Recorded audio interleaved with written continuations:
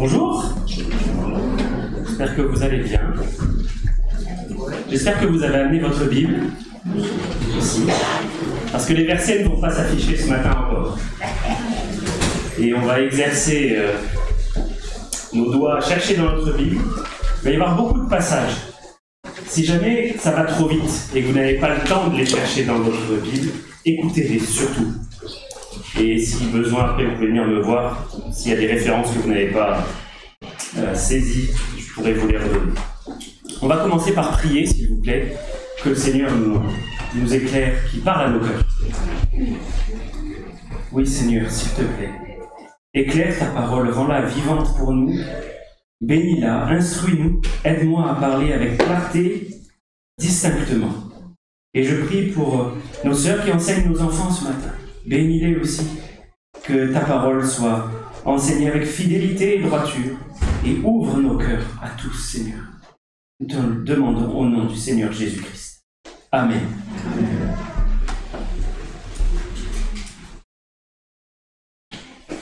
La semaine dernière, on a eu un message quelque peu vigoureux sur la nécessité et la noblesse d'évangéliser, d'annoncer le nom de Jésus.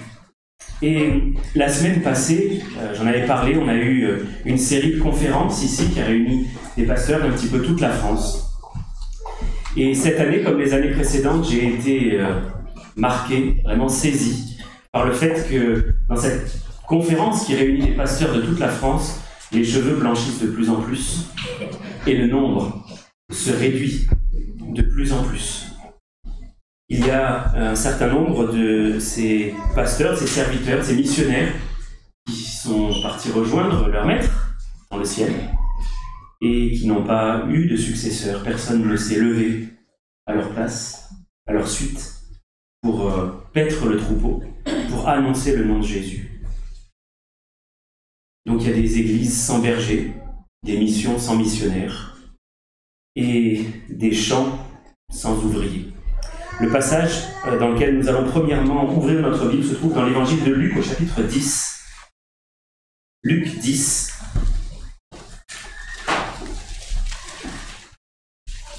Je vais lire les versets 2 et 3. Je vais même lire à partir du verset 1. Après cela, le Seigneur désigna encore 70 autres disciples, et il les envoya 2 à 2 devant lui, dans toutes les villes et dans tous les lieux où lui-même devait aller. Il leur dit, « La moisson est grande, mais il y a peu d'ouvriers. Priez donc le maître de la moisson d'envoyer des ouvriers dans sa moisson. Partez, voici je vous envoie comme des brebis, comme des agneaux, au milieu des loups. » Voilà le verset qui va servir de support à notre méditation de la parole de Dieu ce matin. Et je veux noter déjà que le Seigneur constate quelque chose. C'est un constat. Il y a une moisson, mais il y a peu d'ouvriers qui se lèvent pour aller travailler dans cette moisson-là. Et pourtant, il y a une promesse dans ce verset. C'est que la moisson va être grande. Il y a du travail et il y a une récolte abondante qui est attendue. Mais peu de monde pour aller y travailler. Et le Seigneur demande à ses disciples, priez. Priez que le Maître envoie des ouvriers dans sa moisson. Et c'est à cela même qu'il dit de prier, qu'il dit ensuite de partir. Il envoie ceux qui prient.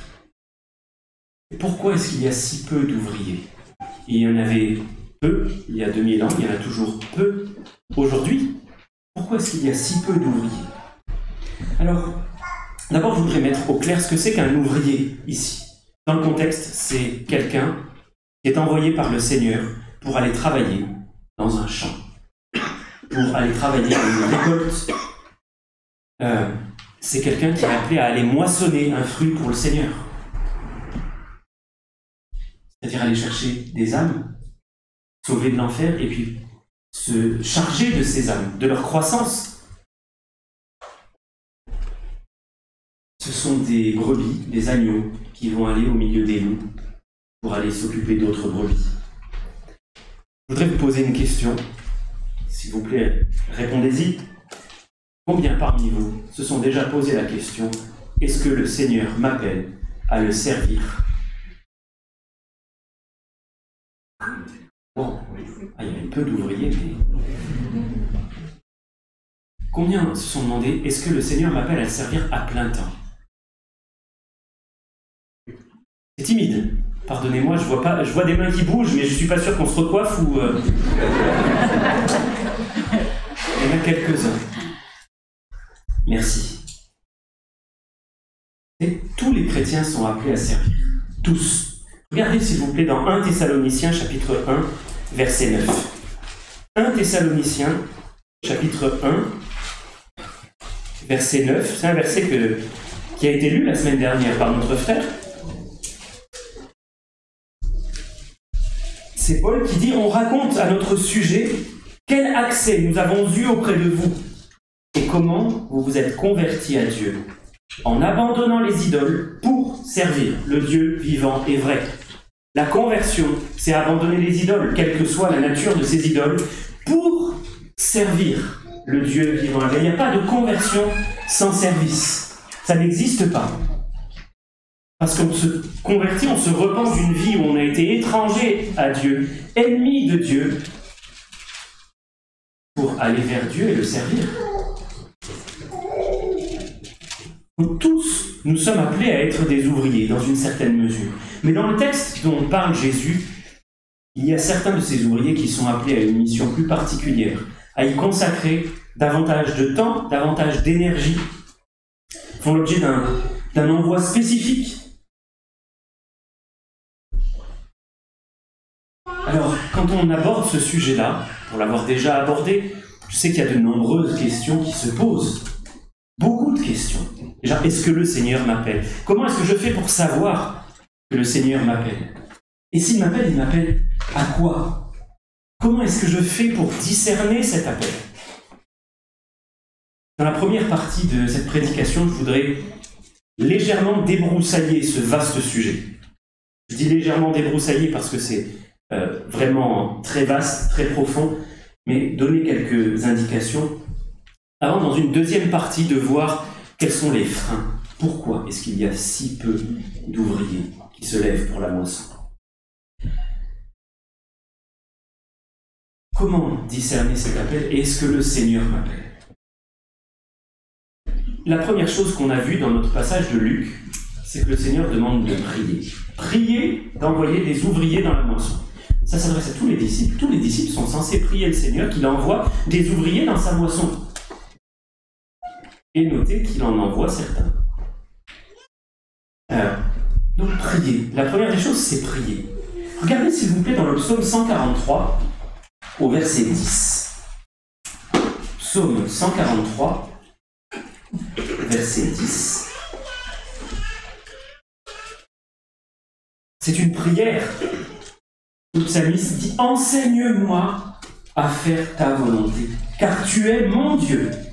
Que ton bon esprit me conduise sur la voie droite. » Priez. Que le Seigneur nous conduise dans ses voies et se poser la question « Mais est-ce que je suis appelé à servir ?» C'est déjà faire un premier pas, c'est se poser la bonne question. Un deuxième indicateur de cet appel, de la présence de cet appel, c'est un désir qui est dans le cœur. Un désir que le Seigneur implante dans le cœur de ceux qui l'appellent. Mais ce désir, ce n'est pas un indicateur suffisant. Je vais y revenir après. Mais on regarde par exemple dans Néhémie. Néhémie, il a reçu un appel. Comment est-ce qu'il a discerné cet appel? Ce que Dieu m'avait mis au cœur. Il avait un désir particulier de servir le Seigneur, de faire quelque chose de très précis, en l'occurrence, aller à Jérusalem et reconstruire les murailles. Et il n'avait parlé à personne de ce désir que le Seigneur lui avait mis dans le cœur. Mais regardez aussi Philippiens chapitre 2, les versets 12 et 13. Philippiens chapitre 2, versets 12 et 13.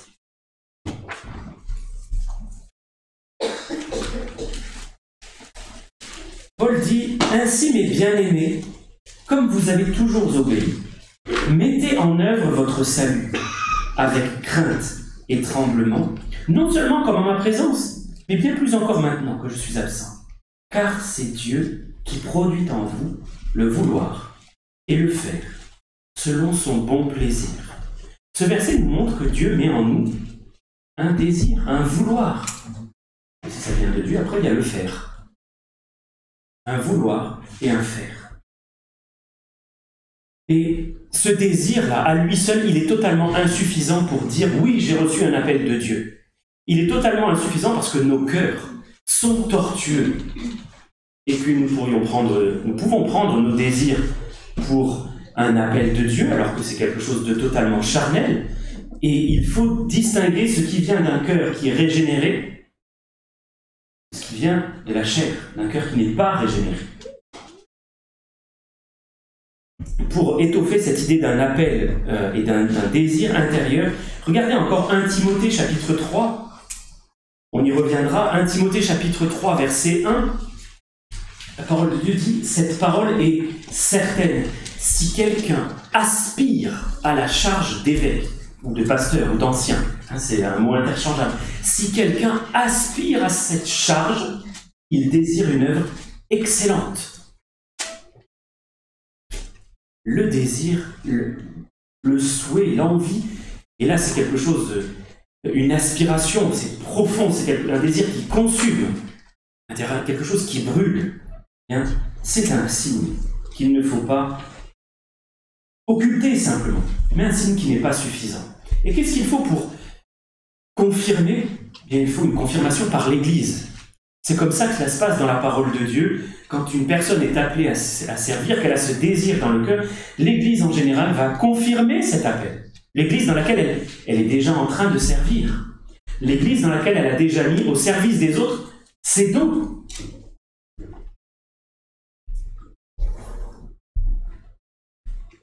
C'est comme ça que ça s'est passé, par exemple, quand il y a eu la nomination des premiers diacres. Si vous regardez dans Acte 6, comment est-ce que ça s'est passé dans Acte 6? Il y avait un besoin, et l'Église a discerné. L'Église, c'est-à-dire les personnes nées de nouveau, qui forment une assemblée, a discerné au milieu d'elles qui sont les personnes qui remplissent certains critères. Regardez Acte 6, versets 3 et 4. Acte 6, versets 3 et 4.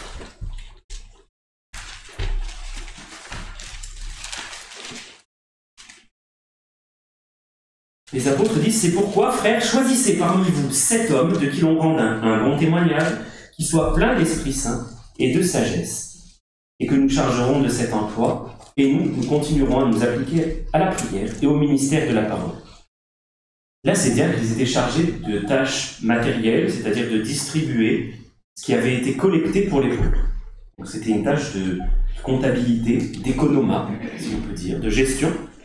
Mais il fallait des hommes. Le critère qui a été retenu, c'est pas bon gestionnaire, a fait des études de comptabilité, a un diplôme d'expert comptable. Non, non, non.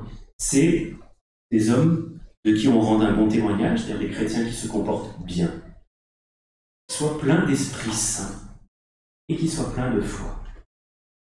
Même pour des tâches matérielles, si on peut dire. Donc il a fallu que l'Église tombe d'accord, qu'il y ait un consensus, quelque chose de visible. Et ça n'a pas posé de problème. Il y avait des personnes dans l'Église qui ont été désignées parce que, de manière évidente, elles servaient déjà, elles étaient pleines d'Esprit Saint et de foi.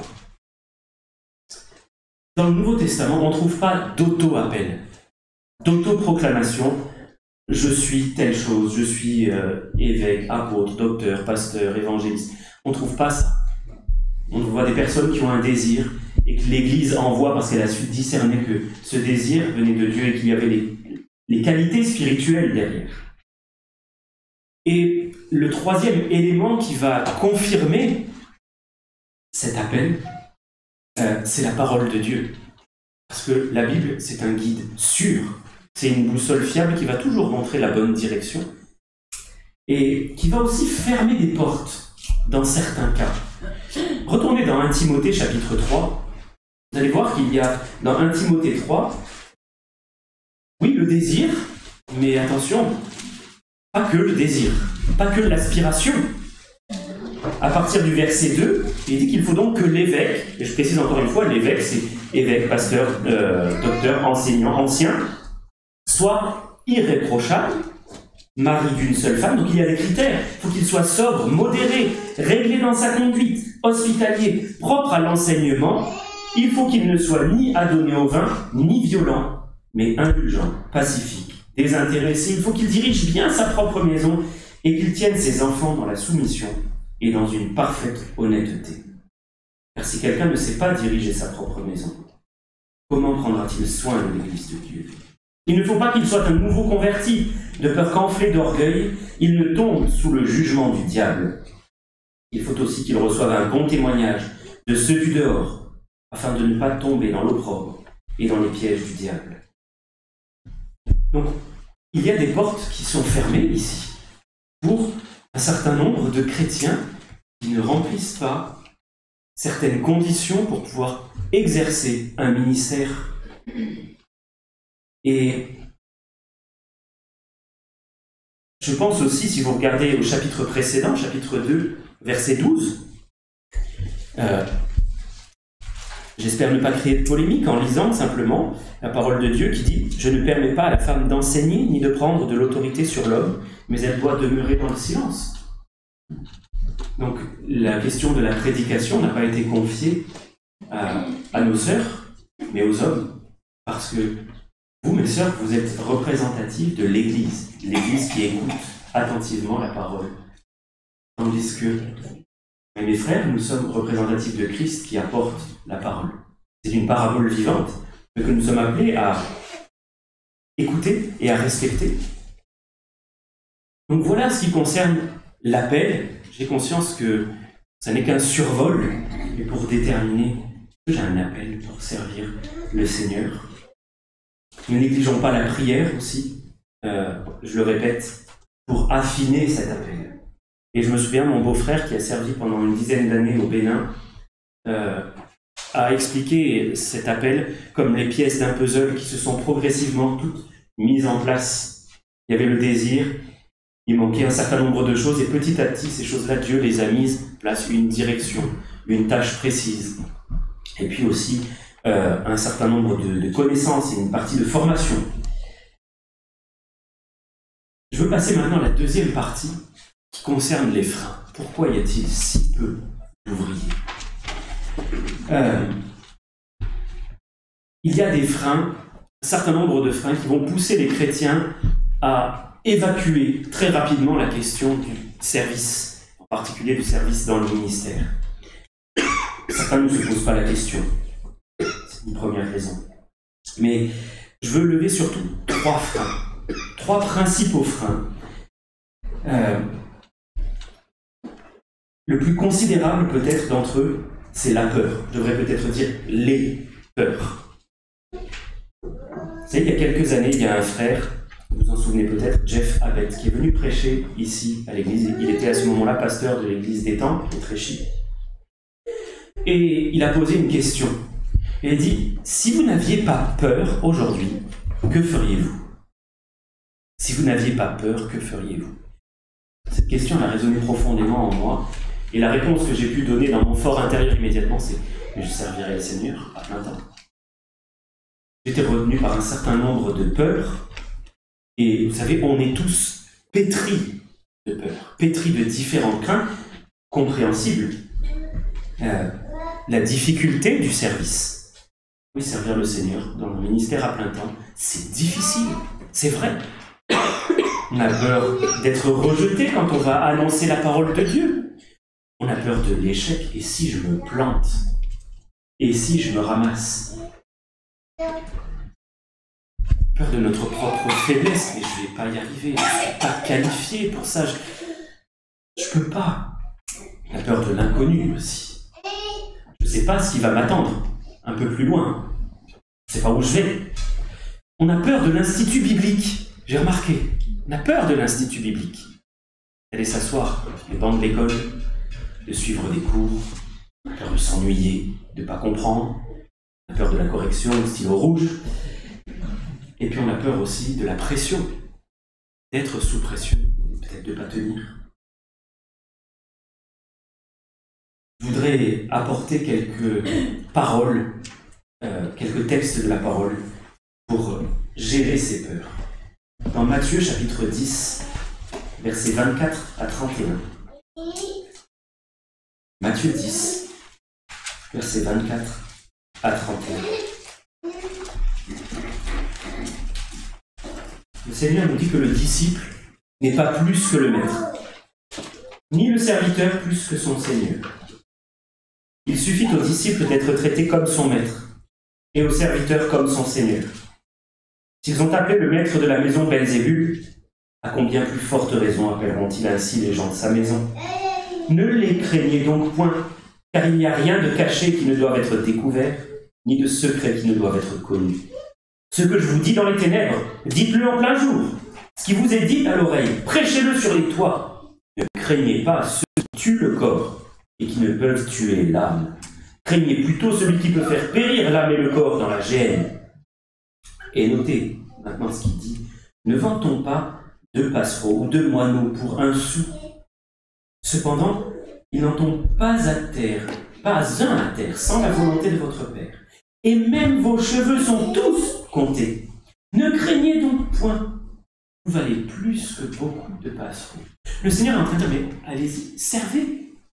Allez dans la moisson, annoncez l'évangile, paissez le troupeau de Dieu, vous recevrez des coups. Mais vous n'en recevrez pas un qui ne soit contrôlé par la main de votre Père qui est dans les cieux. Il gérera la pression. Il gérera la violence, la difficulté du ministère. Je veux citer encore Josué chapitre 1, verset 9, et au passage remercier toutes celles et ceux qui m'ont adressé ce passage comme un encouragement au moment où j'ai pris le relais de Michel. Josué 1, 9. Ne t'ai-je pas donné cet ordre, dit le Seigneur, fortifie-toi, prends courage, ne t'effraie point, ne t'épouvante point, car l'Éternel, ton Dieu, est avec toi dans tout ce que tu entreprendras. Josué avait reçu un appel, assorti, on le comprend, de très très très nombreuses craintes. Gérer un peuple qui avait prouvé sa rébellion, son mauvais caractère, et un peuple très nombreux, plus d'1 million de personnes. Jérémie avait peur. Quand il a reçu cet appel, le Seigneur dit, mais je suis un enfant. Je suis un enfant. Le Seigneur dit, mais ne dis pas, je suis un enfant, tu iras vers tous ceux vers qui je t'enverrai. Ne les crains pas, car je serai avec toi. Le remède à la peur, c'est confiance que le Seigneur, s'il nous envoie, s'il nous appelle et qu'il nous envoie, il est avec nous. Oui, il y a un certain nombre d'inconnus, c'est normal. Un certain nombre de défis et un grand nombre de difficultés. N'ayons aucune illusion là-dessus. Mais nous sommes insuffisants pour le ministère, quel qu'il soit. Nous sommes insuffisants, nous n'avons pas les forces de servir Dieu. Il faut changer de force, compter sur les siennes. Et vous dites peut-être, oui, mais ça ne me concerne pas, moi j'ai pas un appel. Mais la peur, c'est un ennemi permanent et pour tous les chrétiens. On ressent tous de la peur, mais il faut savoir la gérer. C'est normal, c'est bon signe de ressentir de la peur. La peur nous avertit d'un danger. C'est sain d'avoir peur. Par contre, il ne faut pas se laisser contrôler ni dominer par elle. Il faut voir cette peur à la lumière de la parole de Dieu et déposer nos craintes aux pieds du Seigneur qui, lui, va les gérer. Regardez, s'il vous plaît, 2 Timothée, chapitre 4, verset 18. 2 Timothée, chapitre 4, verset 18. C'est très encourageant. Et Paul est en prison à ce moment-là, et il écrit à un serviteur qui est découragé, Timothée. Mais un serviteur qui est libre, hein. Et il écrit, le Seigneur, de Timothée 4, 18, le Seigneur me délivrera de toute œuvre mauvaise, et il me sauvera pour me faire entrer dans son royaume céleste. À lui soit la gloire au siècle des siècles. Amen. À ce moment-là, il avait été abandonné par la plupart de ses compagnons, mais il savait que le Seigneur allait le délivrer de tout mal. Il allait passer par le feu, par l'épreuve du feu, c'est sûr. Ça allait être dur, mais il y a cette promesse pour celui qui s'engage dans le service du Seigneur d'être toujours secouru par le Seigneur. Mais celui qui refuse de souffrir ne peut pas servir. Que ce soit dans un ministère à plein temps ou en tant que bénévole, celui qui refuse de souffrir ne peut pas servir. Ne peut pas être un disciple. Simplement. Parce que le Seigneur a dit, vous aurez des tribulations. Vous aurez des tribulations. Je dirais même que l'absence de souffrance est une anormalité dans la vie d'un chrétien. C'est une anomalie. Quand on a peur, finalement, on est préoccupé de nous-mêmes. Qu'est-ce qui va m'arriver? Qu'est-ce que je vais devenir? Et ça, c'est paralysant. Ça empêche d'être tourné vers le Seigneur et son service. C'était le premier frein, la peur. Le deuxième découle de la peur, qui suit la peur de très près. C'est l'incrédulité, le manque de foi, le doute. C'est très très lié à la peur parce que lorsque le chrétien a peur, il doit juger sa peur. Mais s'il ne la juge pas, et ça c'est de la peur, je ne dois pas céder à la peur. S'il ne la juge pas et qu'il la laisse s'installer, et en fait il fait preuve d'incrédulité parce que le Seigneur nous a donné un certain nombre de paroles pour gérer la peur. Il ne croit pas à ce qu'a dit la parole de Dieu, je serai toujours avec toi. Je ne te délaisserai pas, je ne t'abandonnerai pas. Ça, c'est ce que Dieu a dit à Josué aussi, et on retrouve dans l'Épître aux Hébreux. Et si on ne juge pas la peur, eh bien l'incrédulité va s'installer. Ne crains point. Mais j'ai peur. Je serai avec toi. Dieu ne va pas être avec moi. Dieu va m'abandonner, peut-être. Je ne te délaisserai pas. Dieu va me laisser. Je serai tout seul. Voulez-vous regarder, s'il vous plaît, dans Hébreux 11, verset 8. Vous ne pouvez pas parler d'incrédulité sans parler de la foi. Et Hébreux 11, c'est cette galerie de portraits des héros de la foi, ceux qu'on appelle les héros de la foi. Hébreux 11, verset 8, il nous est dit que c'est par la foi qu'Abraham, lors de sa vocation, lors de son appel, obéit et partit pour un lieu qu'il devait recevoir en héritage. Et notez bien cela, il partit sans savoir où il allait. On ne peut pas tout savoir à l'avance dans le ministère. Si ça va être couronné de succès, qui à nos yeux est du succès, ou s'il va y avoir des échecs, nombreux, peu nombreux. On ne sait pas tout ça. Et on ne peut pas en avoir la garantie. On ne peut pas. On a la garantie par contre que Dieu est avec nous lorsque nous le servons. Que nous voulons le servir.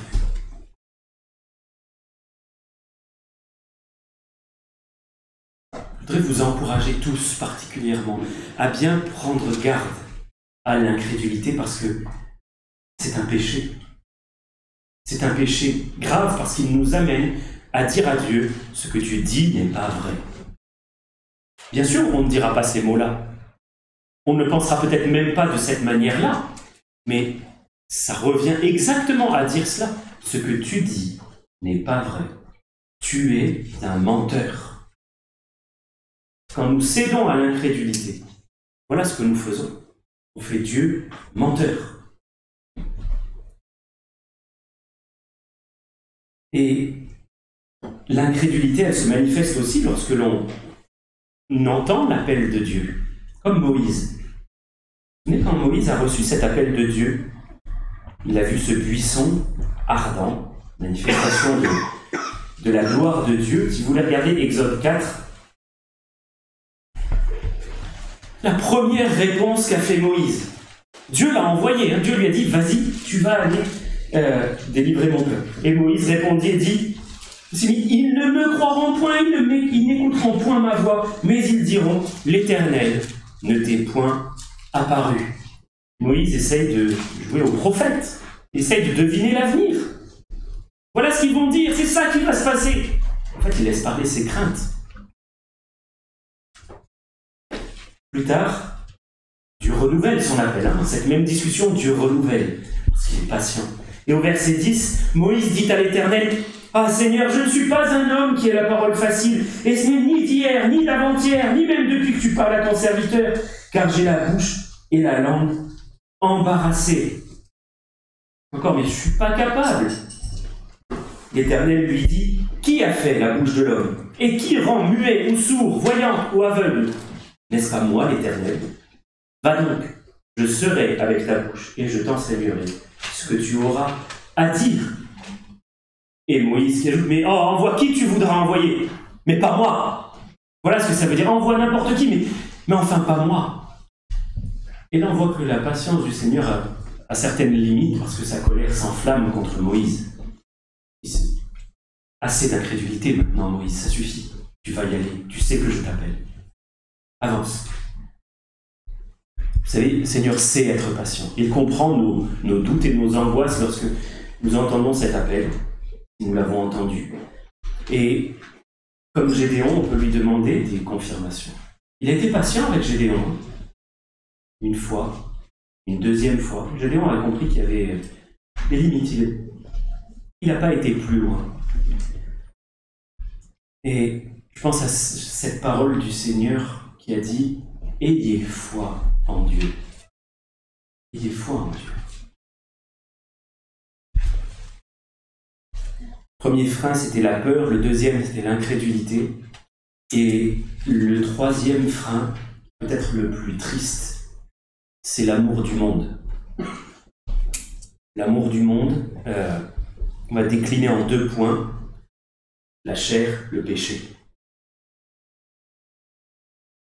La chair, c'est ce qui en nous n'est pas régénéré, il ne peut pas être régénéré par Dieu. C'est une création qui est vouée à la perdition, elle est contaminée par le péché, elle est ennemie de Dieu, elle ne sera jamais en accord avec Dieu. Jamais. Et cette chair, c'est ce qui en nous pousse à convoiter les choses du monde. Le confort qu'apporte le monde, la sécurité.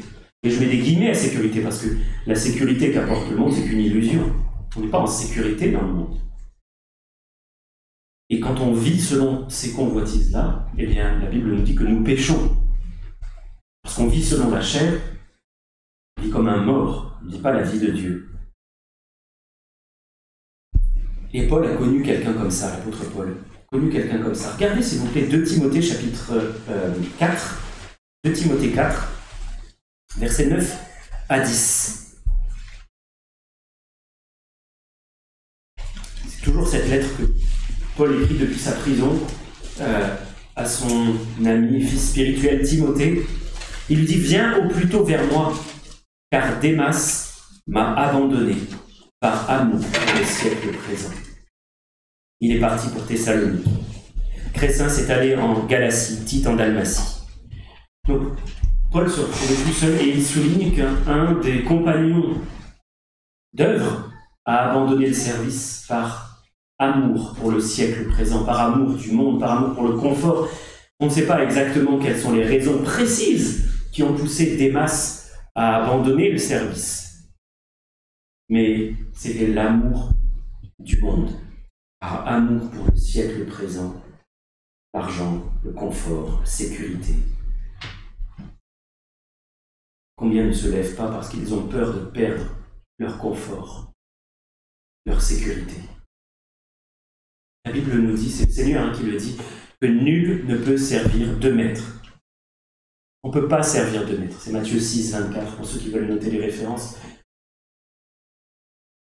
Ou il aimera l'un et haïra l'autre, ou il aimera l'un et méprisera l'autre.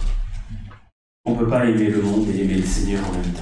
On ne peut pas se dire qu'on va servir efficacement tout en restant dans cette zone de confort. Et tout ça, c'est triste. J'ai dit que c'était le plus triste parce qu'en fait, ça repose sur une illusion mais très décevante, une tromperie. C'est que les choses du monde nous attirent. Elles nous procurent un sentiment de confort, un sentiment de sécurité. Mais tout ça, ça brille, mais pour un temps très court.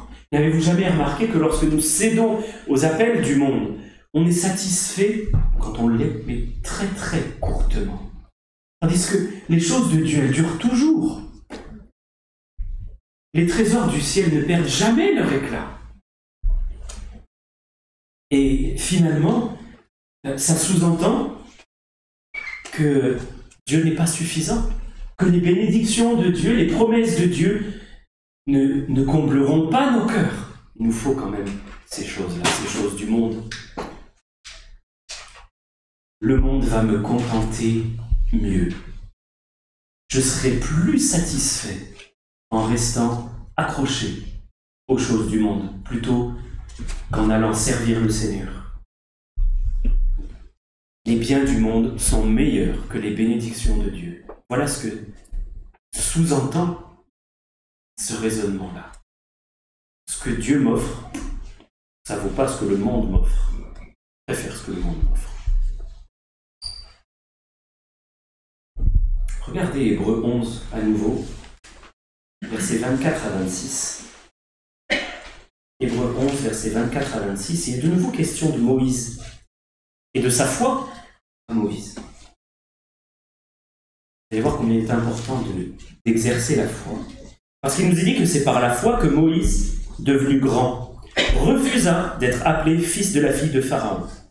Il préféra être maltraité avec le peuple de Dieu plutôt que d'avoir pour un temps la jouissance du péché.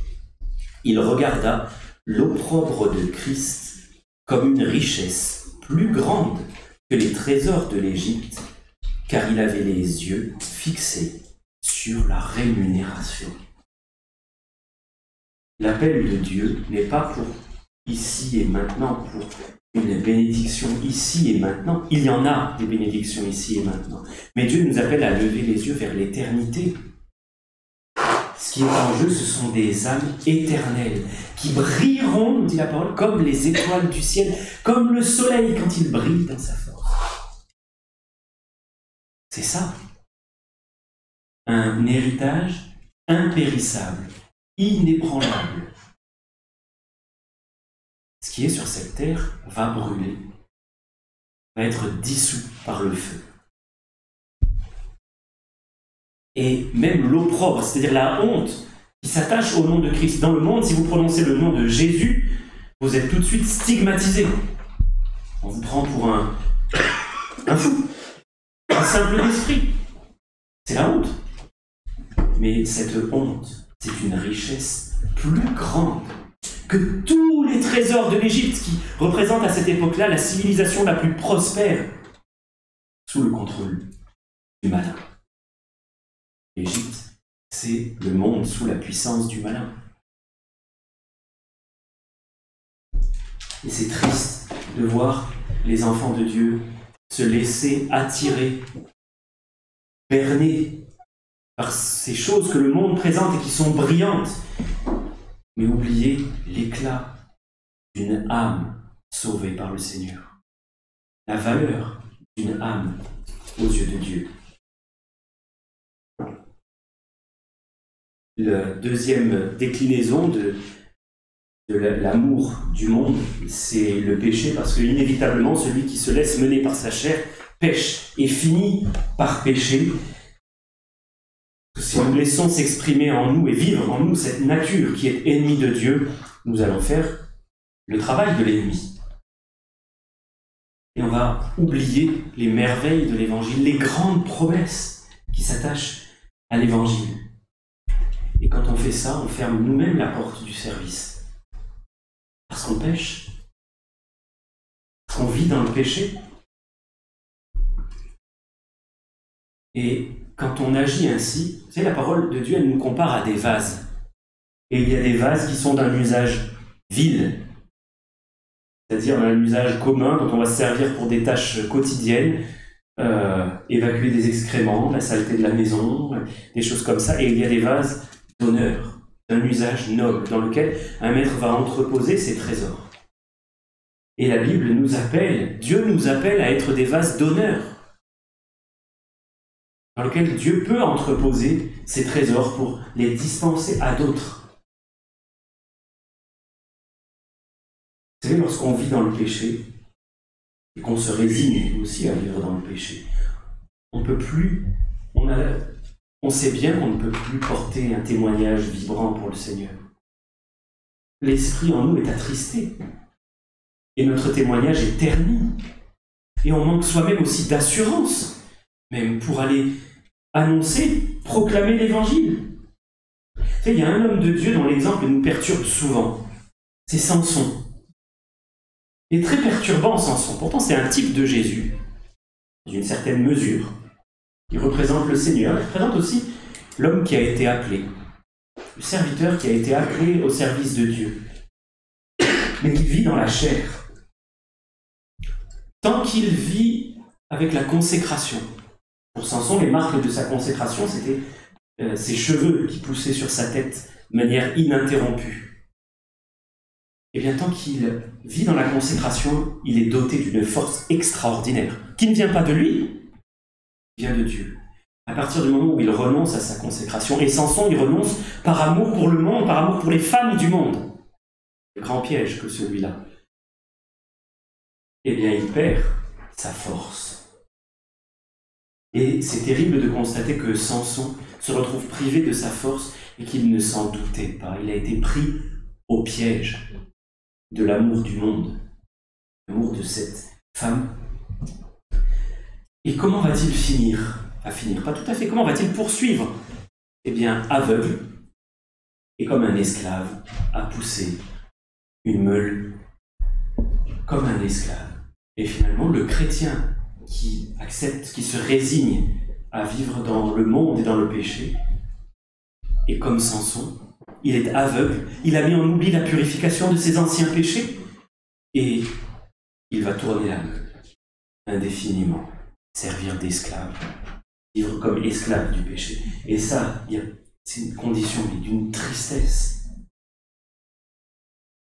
Remarquez que Samson va reconnaître une deuxième vie, si l'on peut dire, un service fructueux, quand il va invoquer à nouveau le nom de l'Éternel. Et si vous vous êtes reconnu dans ce service gâché, dans cette vie d'esclave du péché, vous pouvez faire comme Samson et invoquer le nom de l'Éternel.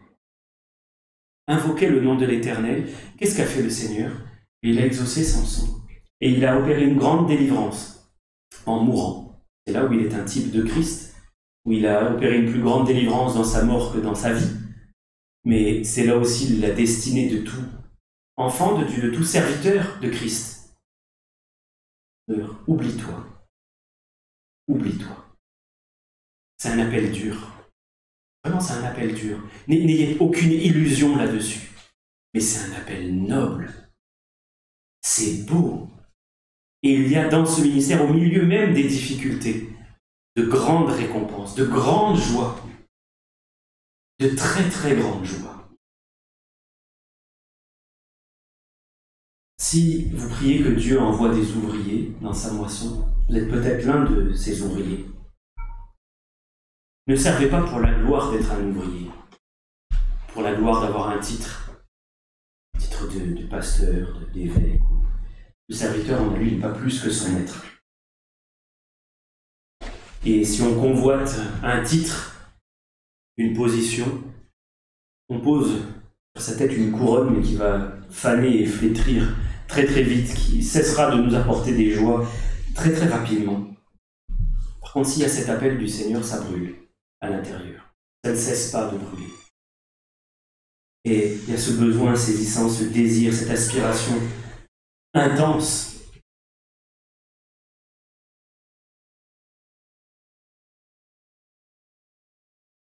Je voudrais terminer en vous parlant de vos pieds. Est-ce que vous voulez lever un instant les yeux de votre Bible et les baisser et regarder vos pieds? Comment les trouvez-vous? Gonflés. Gonflés?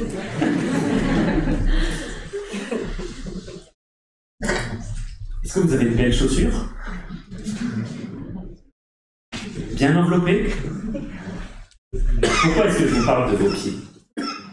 Regardez Romains 10. Romains 10, versets 13 à 15.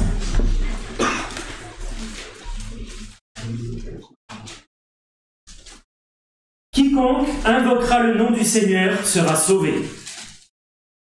Comment donc invoqueront-ils celui en qui ils n'ont pas cru? Comment croiront-ils en celui dont ils n'ont pas entendu parler? Comment en entendront-ils parler s'il n'y a personne qui prêche? Comment y aura-t-il des prédicateurs s'ils ne sont pas envoyés? Selon qu'il est écrit qu'ils sont beaux, les pieds de ceux qui annoncent la paix, de ceux qui annoncent la bonne nouvelle, ou de bonnes nouvelles. Ils sont beaux, ces pieds. Dernière question concernant vos pieds. De quoi sont-ils chaussés? Chaussettes? C'est un problème. Les chaussures. Vous savez, la Bible nous dit qu'il faut être chaussé du zèle que donne l'évangile de paix. Est-ce qu'on a gardé les pantoufles? Ou est-ce qu'on a les chaussures du zèle de l'évangile de paix? Qu'avez-vous aux pieds? On va prier, mes amis.